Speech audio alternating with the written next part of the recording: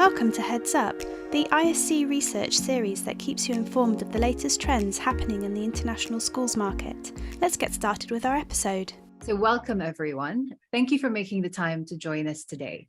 I am Pia Maske, East Asia Field Research Manager at ISC Research. So if you're tuning into this episode, then you're most likely interested in hearing about the latest trends within the international schools market and the many factors that impact it. So one such factor is inflation, which we will be looking at today. So many of us would be aware that inflation is becoming a major concern, with prices reaching highs all around the world. So schools can be faced with a variety of challenges already. And with the added pressure of global inflation pushing up overall costs and tightening budgets, what new challenges are schools facing in this economic turmoil? How are schools alleviating the risks to their teaching and learning and to their entire school community? And what practical solutions and suggestions are there that may help the broader international schools community to unite in a time of crisis? So these are the sorts of questions that we will be exploring in today's session. So with us are our two panelists who have kindly agreed to join us today to discuss how global inflation is impacting their schools. So we've got Szilvi Lazar, Director of Advancement at the International Christian School of Budapest in Hungary. And we also have Myna Anderson, who's Director at Banjul American International School in the Gambia. So welcome to you both. Thank you very much for joining us today. So because inflation impacts different schools differently, sometimes depending on their location, their type, their size, etc., please could you start by telling us a bit about your school? And I'd like to start with you, Szilvi. Hi, everyone. ICSB, International Christian School of Budapest, is an international Christian school, and we are located on the outskirts of Budapest. We follow the U.S. curriculum. We offer AP classes and tests, SAT, PSAT, and ACT tests, and we actually issue a U.S. high school diploma upon graduation. We currently have 270 students from 26 different nationalities. And we are a Christian school, so all of our curriculum is taught from a Christian perspective, from a biblical worldview. And ICSB was actually founded in 1994 by missionary organizations, and we are committed to ensuring that the school is accessible and affordable for missionary families and their students, their children. Thank you so much for giving us that background, Szilvi. Myna, could you tell us a bit about your school, please? Sure. I find it interesting because every school is so unique in its perspective. Our school was founded in 1983. It's the Banjul American International School. For much of its history, it was known as the Banjul American Embassy School. But as the school community got to understand that really it was more than just the embassy, it was serving an international group, they did decide to change the name about 6 years ago. So BAYS, we call it BAYS, it's always been a small school. Having worked overseas for more than 30 years in international schools, I would call it a nano school. Our population is usually 50 to 60 students total, from pre-K all the way through now high school. So it's very small. And, one of the things that Szilvi mentioned was the importance in her school of affordability. Our school was not founded for that. Our school was founded to make sure that our students can leave our school and go to any other school with an excellent education and be prepared for success. We are non-selective, so whoever comes, that's whom we're here to serve. We're here to serve both the local population, the local global business population, the diplomatic population, the NGO population. So as they come, we are here to make sure that our standard is high enough that their students will leave from whatever point they come in at a higher level and at a level where they're ready for success. Thank you so much for explaining that, Myna. I like the term nano school that you mentioned earlier. We're probably going to start using that to describe smaller schools. Szilvi, I'd like to turn to you because I'm curious to know, what would you say are the top areas for the International Christian School of Budapest that are most impacted by the global inflation crisis. So if there are a few areas, perhaps we could stick to the top 2 or top 3, and then, hopefully you could also share with us some strategies that the school has put in place to overcome the challenging impacts of inflation. Absolutely. So I think the top of the list would be cost of energy prices. That it has gone up so much in the past couple of months that we're currently looking at we're spending 4 times as much on energy as we spent last year at the same time. And we really don't see the end of it either. So it has been rising in the past couple of months, but we don't really know where it's going to end up being. And so it causes a lot of uncertainty and instability, of course. So with that, parents, just the whole cost of living being so much more, and it's just so much more expensive to buy groceries, to pay for our own utility bills, and so it's a lot of it's a big it has a big impact on our families as well. So paying tuition, of course, is impacted because of that. And actually our staff is also impacted because their salaries are, of course, worth less. So these are, I think these are the three most important things. And then what we're trying to do is, we're trying to lower our costs or our expenses as much as possible. So we actually implemented quite a few energy saving solutions. It's quite cold now. It's November, and for our country, it's usually around 5 to 10 degrees Celsius. And by this time, we would usually have the heating on. It's not on, so it's not uncomfortable. But we did ask our parents to send children to school, in warmer clothes, and we do tell them that we ask that they, for example, they turn off the lights when they leave the classroom. I mean, that didn't used to be something that we concentrated on. We are actually educating our students a little bit more about that and how to conserve energy. And we also installed some, like on our radiators, we installed these specific, individual thermostats. So we're just trying to save money on energy, basically. That's the idea. About parents paying tuition, well, we're trying to be very flexible with that. We are helping, actually our tuition is already at a very low end of the market. So we are the cheapest international school in the country. And so we're trying to keep the flexibility of, well, we offer financial aid and we help with payment terms if it's necessary. So we really try to honor our current families, and we really want to help them if they need help. So that's what these are the strategies that we've come up with. Thank you for sharing them, Szilvi. And I like that they're very practical as well. So I'm imagining your school now. I like the individual thermostat thing. That used to drive me nuts in schools when you can't adjust, right? I see Myna nodding her head as well. So I imagine you've got some similar experiences. But turning to you now, Myna, so I understand that you are a seasoned international school leader with experience of leading schools in Pakistan, Uzbekistan, Oman, the UAE, and now in the Gambia. So what have you learned to help you manage a challenge like this? And how does your context at base, am I saying that correctly, at base, compare to Szilvi's experience at her school?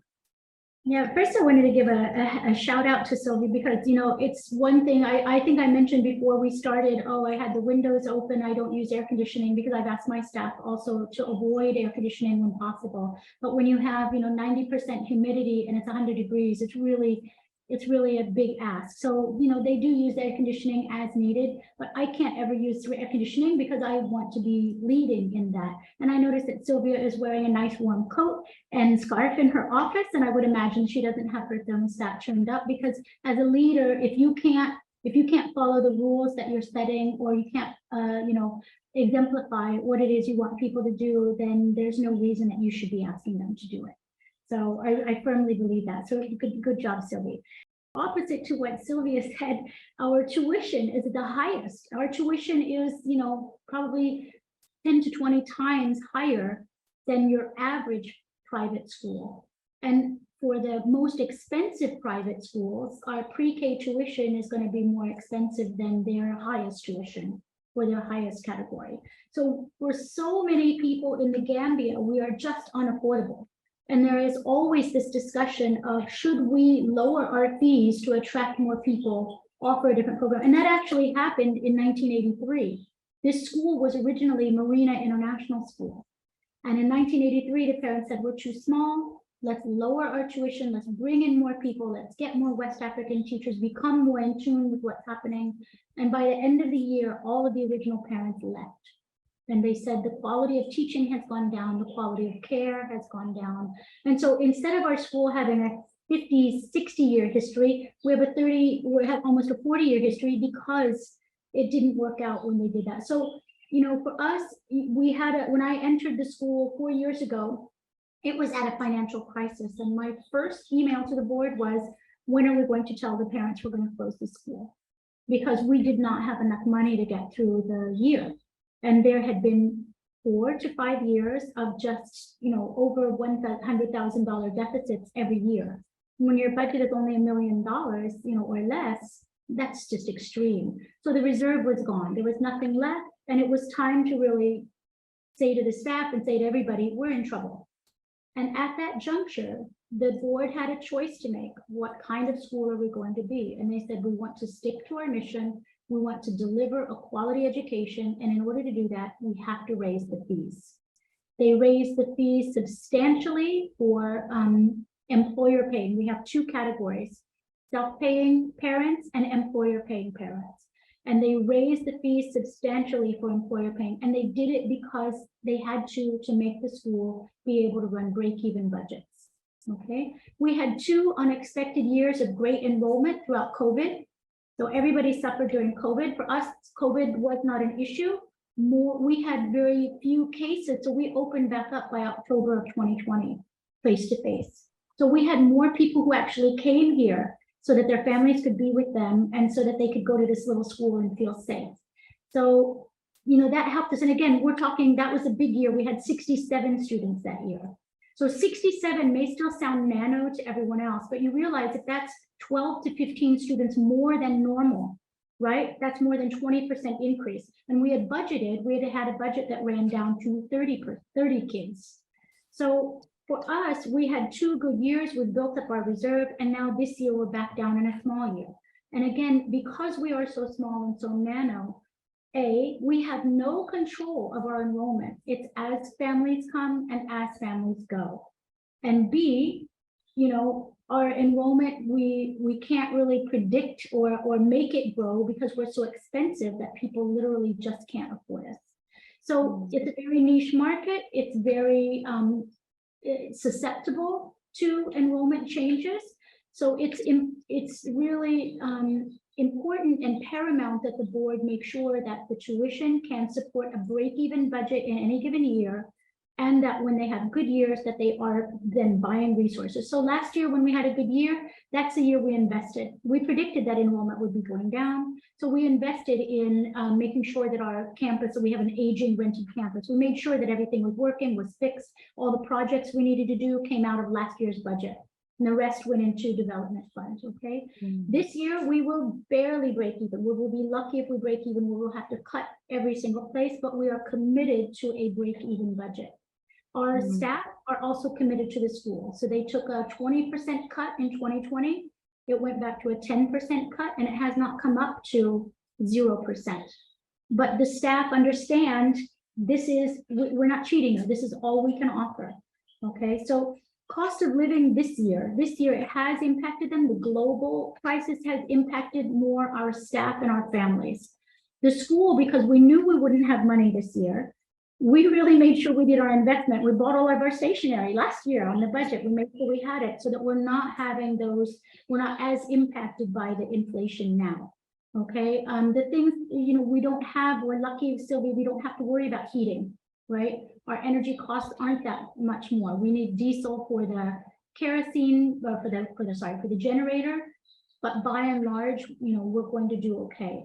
When it gets now, it's cooling down just slightly. Now I will be telling teachers no more AC for a while, right? Unless it's extreme, because we want to save now, because at the hotter months and nearer to the summer, that's when we'll spend more money. So we just have to keep watching everything we're expending. If we really get to a desperate situation, we would have to either take the decision to cut everyone's salaries again, or look at staffing, and if there are ways that we could shrink staff. Myna, just out of interest, Go ahead. did you raise the self-paying tuition fees as well? Because you mentioned the employer paying ones that you raised maybe 4 years ago. The first year, self-paying was raised 8%, which is huge jump, right? It was raised 8%. The second year, 3%, and then the third year we held because we knew it was getting too high. We were gonna, it's that balance of when you're gonna lose more people than you're gonna keep. Now, I know that there are cries for parents this year who will be saying, please lower the fees, please lower the fees. And the question will come down to, do we have the enrollment necessary to be able to lose the, so we're very open with everybody. This is what we get. This is what we have. This is what we can afford. If you want to lower the fees, what parts of the program do you want us to cut? Because that will really be what it comes down to. And I think that our parents are pretty firm. I know our board is pretty firm on, no, we want this quality education. We're going to try to promote and let people know about the school as much as possible. Our high school is a lower cost because we started the high school 3 years ago, and we started our high school as a way to increase revenue. So right now we have a little middle school. We only have 3 kids in middle school. 2 years ago, we had 19 kids in middle school. Last year, we had 12 students in middle school. So it really wavers.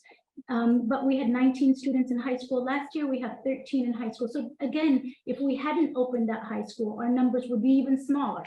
So it has kind of worked out, and it's changed the school in a certain way, but we've managed to make it a really good change. And it helps parents who come and they need their kids to have a quality education to get into good universities. So we've had really good luck so far with university admissions. One thing I just wanted to add, one thing that we did for our teachers is, usually we set the exchange rate. All of the contracts are quoted in dollars. And then in August, we took the exchange rate and we set that exchange rate, but they were paid in local currency, in Dolati. And so usually that went for 6 months, and then we reset the exchange rate because the exchange rate had been completely stable. Now with inflation, people have really lost market value, 10% in the last 3 months. So what the teachers and approached the board to do, and what we all supported, was to go to quarterly exchange rate changes. So that will lessen some of the loss of buying power for their contract. So that helps them a lot. We considered going to monthly, but again, for the school, you can get into a situation where if parents are paying on a certain rate in local currency, and then monthly, the currency is going up, you can lose money. So we had to do it kind of quarterly. We explained that to the staff. They were happy. This is what we'll do, right? Thank you, Myna. Szilvi, just from what Myna was saying, I'm just curious how the situation is at your school with the parents, because you mentioned that the school has also started to offer financial aid or scholarships to parents. But in your school, are there different categories of maybe self-paying, employer-paying parents as well, similar to Myna's school? Yeah, we have actually very many different categories because the mission of the school is to support the missionary parents, which means that they automatically get 40 to 60% of tuition discount compared to everybody else. And so, but we have about half of our student population is coming from missionary families, and the other half is local and international business families. And in the past, it's been a custom that as Myna said, employer paid fees were higher, and those that are coming from the international business community, they were paying a higher tuition. And then locals, Hungarians, were paying about 60 to 70% of what the international business category was paying. And then the missionaries were paying about 40 to 50% of what our international community was paying. So that's been the practice. We're now kind of changing that a little bit. We're in the process of reviewing our tuition structure. So we will keep supporting the missionary community with about 40 to 60% of tuition discount. And on top of that, offering financial assistance if they need that. Most of them don't. I mean, 40% is usually affordable for all of them. And the rest of now Hungarians, locals, and the international community will be paying the same amount as a base fee, but they will have the opportunity to apply for a financial assistance, but that will be need based. So they will have to prove that they need that financial assistance. And we actually, we are very committed to the high quality of education that we have been providing. Our school actually, our students have made into the National Merit scholarships, and we are doing really well. 95% of our students go on to their top 3 colleges or top 3 picks. So that's like very, very high. And the other international schools in the country, they actually don't do as well as we do. But because we are so committed to affordability, we make it possible for, we really do our best to offer this high quality education with these prices. And this means that we don't make money. We're a not-for-profit, of course, and we really invest all of our funding comes from tuition. So we really invest as much as possible. And the other area that kind of affects this is that we have missionary teachers. So some of we don't pay all of our teachers. Our teachers are coming from the Christian missionary community in the United States, and they raise their own support from private individuals and churches. And so basically their time here, their time here is supported by a mission organization, a church, or individuals, or a combination of those. So, and that way we can still have very high quality teachers who are just that devoted and that dedicated that they will raise that support. It's quite an undertaking for them. They spend usually 2 months, their whole summer, traveling around the United States and visiting churches and asking for potential donors or their existing donors to keep supporting them. But they believe in the mission of the school, and they just want to do it. And we're so grateful for that. So that's part of why, that's the kind of like the financial reasoning behind giving all that assistance or automatic discount for missionary families, because what happens is the missionary labor that we get from those missionary teachers kind of offsets that discount that our missionary families are getting. So that's how we do it. Mm-hmm. Oh, thank you for explaining that, Szilvi, because I wasn't too familiar with how, the mission schools or missionary it's very specific. It's not like, we don't really see this model very, I mean, it's not an unknown or not a very, like, it happens with other missionary schools or Christian schools that cater to missionary families around the world, but there aren't very many of those. So I actually would like to look to you now for some words of advice. Szilvi, my question for you is that, so my understanding is that you're fairly new in a leadership role. What a time to be to be new to this, and I imagine it's been like a baptism of fire as well. So, but just beyond your own school's senior leadership team, Szilvi, what organizations or other channels are you reaching out to for advice, support, and solutions? Yes, we are very fortunate to be members of ACSI, which is the Association of Christian Schools International. And so we are members of, we're member of this big group of international, and just not just international, but like in the United States, they also have a lot of member schools. And so we do get some counseling from them, or at least best practices, or now they just started a advice for enrollment and how to keep up your enrollment. So there's professional development and counseling coming from that angle, but also we reached out about 2 years ago to a global school consulting group, which is also they're looking at the structure and organization and finances of schools and management, and they're helping streamlining things. So they did a pretty extensive examination of our school and how we work and our organizational structure and our finances, and they came up with a report. And so we are working off of that right now. A lot of the changes that we have initiated in the past year are a result of that report. And so we are lucky in that respect that we did this report, or did this whole examination or review during a time when it was kind of okay to get ready and prepare. And now we're making those changes. So that helps. And also we have some local services that we look to. There's a specific Hungarian organization that kind of monitors Hungarian salaries in our sector, and we do keep in touch with them, and we kind of watch where things are going with that. So that informs our decisions as well.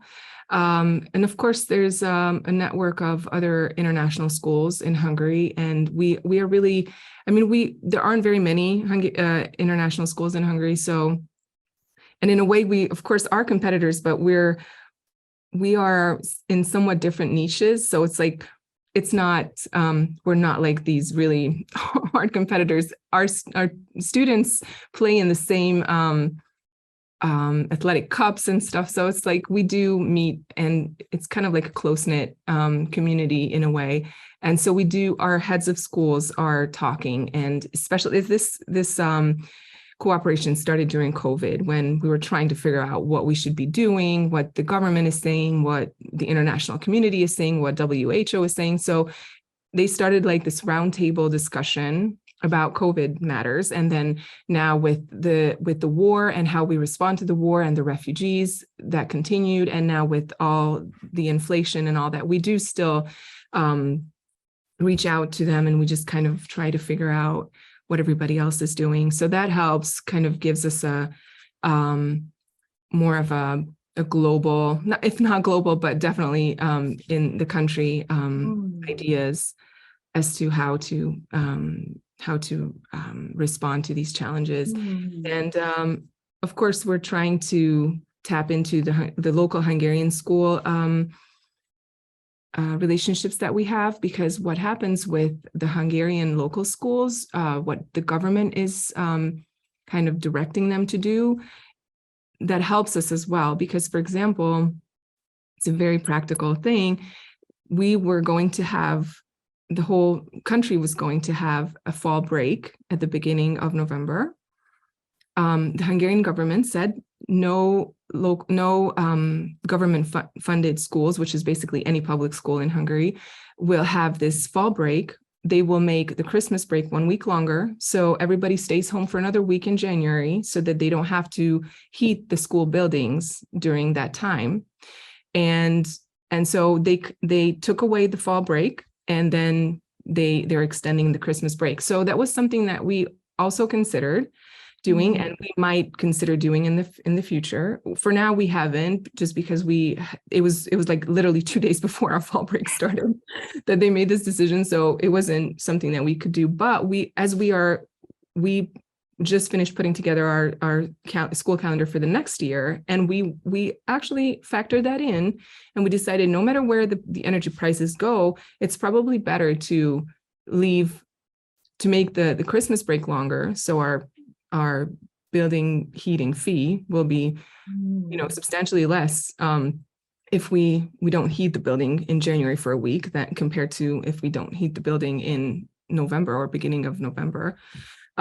So yeah, those are things that we're also watching locally to make sure that we get all the information we can, or all the best practices, I guess, that we can. That's so interesting about the fall break situation, Szilvi. I've not heard something similar in other places. And I'd like to go back to you, Myna. So Banjul American International School is a member of the Association of International Schools in Africa, and is also part of the Small Schools Initiative, if that's correct. So as a relatively smaller school, Myna, the nano school, what advice would you offer to similarly sized schools about reaching out beyond their immediate school community for peer and expert support? I really have to credit ASA, so the African International Schools Association, for putting money towards supporting us. So when we have our general conferences every year, each year they're supporting the heads of small schools. So we're known as solo heads. We don't have a principal, we don't have counselors, we don't have other people to help us, right? And it's a really tough job. When I did the same job I do here in Tashkent, for example, I had a staff of like 25 people supporting me just in admin, right? Somebody who did marketing, somebody who did the business office, somebody who was doing the legal stuff, somebody who was doing counseling, who was doing the newsletter, secretaries, all of these people, admissions. Here, I do all of that on my own. I do all the marketing, the admissions, everything. So just being able to turn to another small school head or solo head. So when the big school heads talk about how difficult things are and how challenged they are, I say, well, I taught music today for 6 lessons, plus I advertised the school, plus I did admissions, and we kind of joke where we all look and say, don't you have a secretary? Because we don't have a secretary. So I think that it kind of gives you somebody who understands your perspective. And the same thing as Szilvi was saying, someone with whom to share ideas, and ideas which will be pragmatic and work in our context. So I really thank ASA a lot. ASA is a membership-based organization. We pay our dues every year, and that is the one thing that I think it's very worthwhile. It's worth any of the money that we spend, because they support us back, not just with professional development for teachers, but for professional development for boards and for directors. So ACE is a fantastic organization, and the small school heads are really listened to. So we come up with ideas all the time. Most of us, we can't afford to go to the big recruiting fairs because the cost is just too much for us to pay for recruitment. So we need good teachers. We want good teachers. We're talking to ASA about, can we host our own online, fair through ASA for people who are diasporan African, people who want to come to Africa, who know they want to be in Africa. And ASA is always responsive to everything we do. So we have a general school heads meeting once a month where all of the heads of ASA come together. And every other week, we have a meeting just for the small schools heads. But we all have a WhatsApp group. We know each other very well. When it comes to conference times, we all wear the same color. We have a lot of fun with it, because if you don't make fun in small schools and make things happen, you'll die a slow, painful, lonely death. So you really have to, we're all the same kind of directors, and we support each other a lot. So it's one thing that I think people are going to miss after COVID, because a lot of these things really became robust during COVID. And then as COVID dissipates, I think, some people are going to miss the support the support networks they had built. And all I can say is, as a head, don't let those dissipate. Continue those support networks. Being able to talk to people helps us thrive. Oh, I'm glad that you said it, Myna, because Szilvi also mentioned that you've got these roundtables for international schools in Hungary that sort of started during COVID, right, Szilvi? And this is something that we hear from heads in other places as well. So hopefully those WhatsApp groups are going to keep going, and the meetings are going to keep going even outside of the pandemic related need. I think one of the best things, sorry to interrupt, another really good thing about being part of a group of heads like that is when people are checking in and talking about a topic or sharing, wow, this is what's happening at my school. Almost every time I walk away going, wow, well, we're doing better than that. You feel a little bit, because it can be a very lonely job as a head. And sometimes you feel this weight that you're carrying. And when you hear what other people are going through, sometimes it puts things in perspective that, all right, we're doing fine. It's not as bad as next door. Yes, I would definitely concur. Like, that's one of the, I mean, it's great to have all these ideas shared and all these best practices, then things that you actually didn't think of just because, you just didn't think of it and others did. But also all the encouragement or just that kind of the affirmation that, you're not doing bad at all. And it's really affirming, and it's really good. It's really good to go away with that from these meetings. So definitely, especially because you are a very small school, Myna, but even our school is considered small in this market. And so we always feel like, oh, we're this little neglected kind of little stepson or stepdaughter, and we're kind of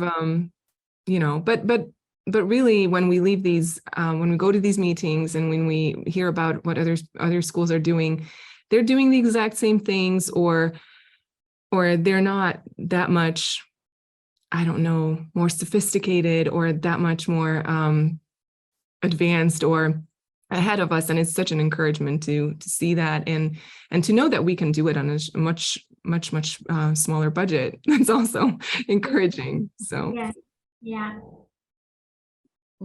That's true, and that's all very good to hear. So Szilvi, I do want to ask you, are there any ways that you think school partners and maybe suppliers can support you and your school during this period of economic challenge? So what is your message to these entities like educational suppliers, consultants, and other supporting bodies? I guess it's pretty much the same that what we are doing. I mean, financially, it would be great to get some discounts or, like extended payment terms. But honestly, I know it probably wouldn't be a fair thing to ask. Although I will say that you can help a lot just by offering advice and flexibility. And for example, for us, what helps the most, I guess, is to know that we're not alone and to know that there are other schools who are struggling with the same things and just learning from them. And that's something we understood and learned the value of that during COVID, when we are a Final Site school. So our website is provided by Final Site, and they just have such a strong community that we started reaching out, and there were webinars and forums and different panels and it was amazing. I learned so much from that. And that's the same thing right now. As soon as something like, as soon as I have a question or as soon as I'm uncertain about something or a new issue comes up, I usually reach out to this community, not just this one, but there's a school marketing community, just other schools, I guess, the network of international schools. As you said, so that you're not alone, yes. Which I think is something that maybe some of us have felt during COVID. It's easy to feel isolated, isn't it? Yeah. So I'm glad that you've got those systems in place, Szilvi. Thank you. Myna, I do want to ask you the same question that I asked to Szilvi. Do you think there are ways that educational suppliers, consultants, or other supporting bodies can support you and your school during a period of economic challenge? And what's your message for them in times of this global inflation? My message would be, I would be reaching out to suppliers who are willing to put their hand on their heart and say, we're going to get you the best transportation rates possible. We're going to barter and negotiate because shipping is so expensive, right? I think the second thing, I want suppliers who are going to really do that work for me to say, we're going to promise you quality products at the lowest price possible. I think a lot of supply chain, not supply chain, a lot of product prices right now, it's people just testing the market and saying, how high can we charge? And I really want a supplier who's willing, because I don't have time. I do this when we do orders. I go through, my husband thinks I'm crazy. I go through and I look at all the different things out there and what's the cheapest price. And I know the teacher has just said, oh, this looks good, let's order this. I'm going to look for the place where I can get it most cheaply. I have to do that. I have to be responsible for the school. If I had a supplier that I knew was doing that already, I would be much more loyal to that supplier. So I know that suppliers are going to add their own markup, right? They have to in order to cover their admin.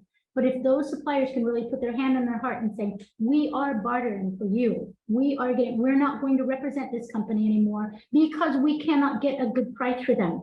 And we're going to cut out all your choices and we're just going to give you the best price product. I would be very happy with that because that saves me the time from having to do that and my loyalty would go to them, right? So that really is important that the suppliers are thinking about that. I think when it comes to recruitment firms, even something as simple as a subscription like Seesaw, an educational subscription, Seesaw or Raz Kids or anything. I have all of these people who will say, oh, well, we start at 500. If you have 500 or more students, it costs this much. But from 500 down, it costs this much. And I'm like, come on, we have 50 and we have the income from 50. And so you're charging me the same thing as someone who has 10 times the income that I have. And there's no wiggle room. The International Baccalaureate, we would love to become an International Baccalaureate school. But when they say, I'm sorry, there's no rate change for a school that's as tiny as yours, then we're handcuffed. We can only afford a certain amount of things. So perhaps it's not so much in the inflation trend, but it's more of a consideration to think about what is actually the market that you are serving, and are you serving them or are you taking advantage of them to a certain extent, right? And if there's any way you can really think about those little schools that are in faraway places and supporting them, because little schools, if the country grows, they often become powerhouse schools. So Dakar 15 years ago was like us. Now it's huge. Those suppliers need to support us when we're small, so they have our loyalty when we're big. Mm-hmm. Thank you so much for that, Myna. I like the example of the minimum 500. That must drive you insane, though. Which is unfortunate. So I hope that suppliers listen to the message that you've just delivered now. That's actually all the questions that we have time for today. And there are certainly a lot of good practices to share and conversations to keep having around the crisis. So thank you all for joining us today and contributing to this insightful discussion. I really had a good time chatting with you both, Szilvi and Myna. To everyone joining us, please feel free to reach out to us at ISC Research on our various social media channels like LinkedIn and Twitter. Thank you again to our panelists, Szilvi and Myna, for your time and insights. This conversation with Pia will continue on the ISC Research community, where Szilvi and Myna will discuss the impact of global inflation on staff recruitment and retention. For this and other exclusive content, request to join our community launching in February 2023. Find out more on our website, iscresearch.com.